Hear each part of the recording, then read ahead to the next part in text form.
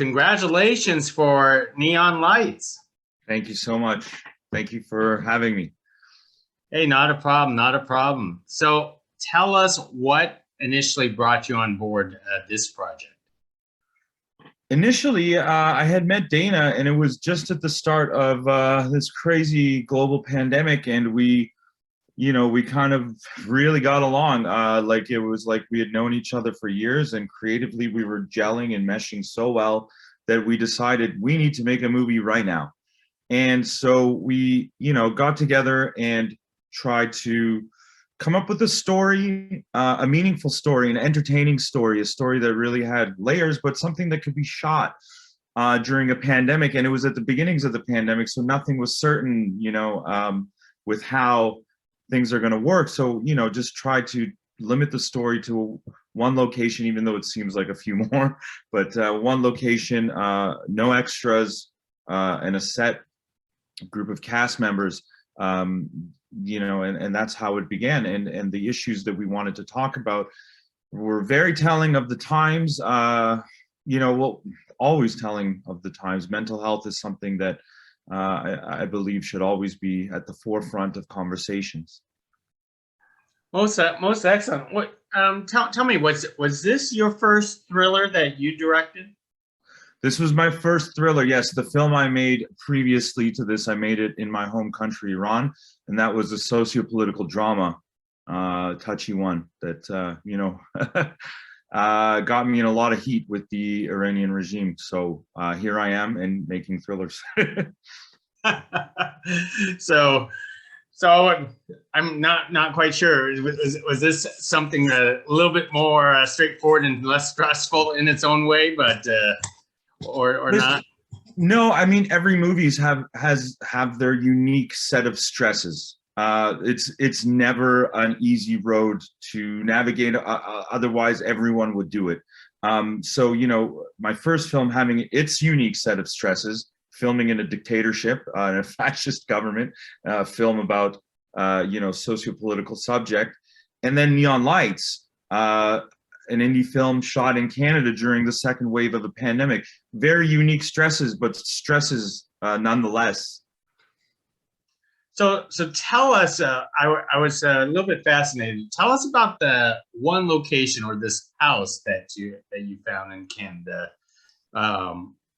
I mean, you could feel the isolation. And that was the intention. So we had come up with the story. Dana had started penning the screenplay, and he calls me one day and he's like, I have a couple locations. I think one of them is perfect. Let's go to the one I think is perfect first. Obviously, he knows the area well. He lives there. He's grown up there. And so we went to see this location. And as we were driving through the gates of the property, it's about 60 acres of land, this location. I'm looking around, and before I even went inside the house, I was like, this is it. It felt right, like it had an ambiance, an atmosphere, something not tangible that I felt upon first entering the property. And then once we went inside, I was even more certain that this is the place to make this movie. And the location became a character, a vital character in the movie itself. I mean, we were able to do everything we could. And Dana being, just so resourceful, we even started, shifting around bits of the script, the mechanics of it to make it fit in this place. Once we were set on making it there. Now, speaking of mechanics, obviously the title is called Neon Lights. Tell us about the significance of those different colored lights. Yes, great question. Well, I believe, just personally that, and I do this all the time, I associate different characteristics with colors, different attributes with colors, and they maintain in my head as colors. And that was sort of, we are inside, we're exploring the depths of someone's mind. So the colors were representations of things that Clay Amani has characterized in these characters. Wow. Now, was Dana always in mind to play the lead for this film, and how did you want to direct Well, you know, when we started coming up with the concept, Dana, you know, was like, hey, I really want to play the lead character. I'd never worked with him before as an actor or in any capacity. And, you know, Clay's character is not a simple character to play, very complex, very detailed. It's a tough one, you know, not anyone can come and play that character. So I thought about it, and you know, once we started working on the character together, in less than no time at all, it took me to understand that this was the right choice. Dana will be Clay. No one else can be Clay. The only way we can make this film is if Dana is Clay. And I trusted him, he trusted me, and we went forward with that. Now, one of the things as people would watch this film, not only you got one coat in this film, you got two. Tell us about getting both the father-daughter into a film like same film like this.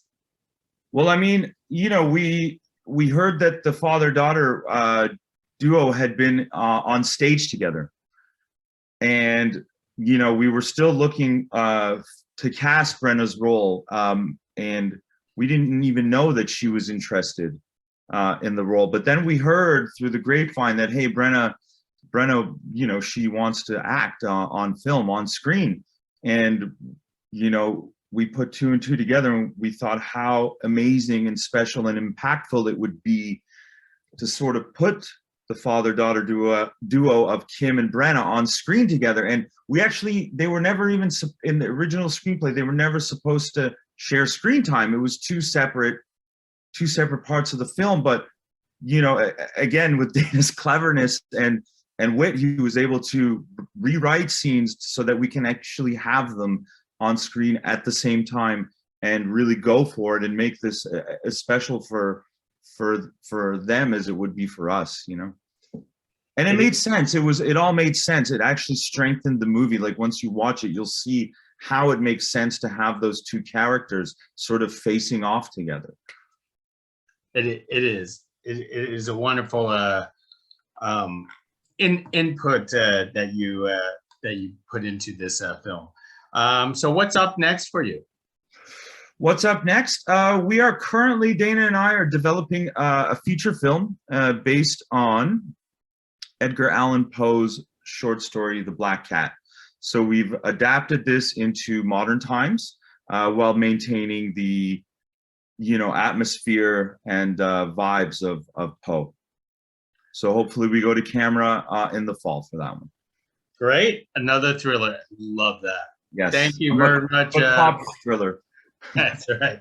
Thank you very much for speaking to us about Neon Lights. Really appreciate it. And everyone should check out this film.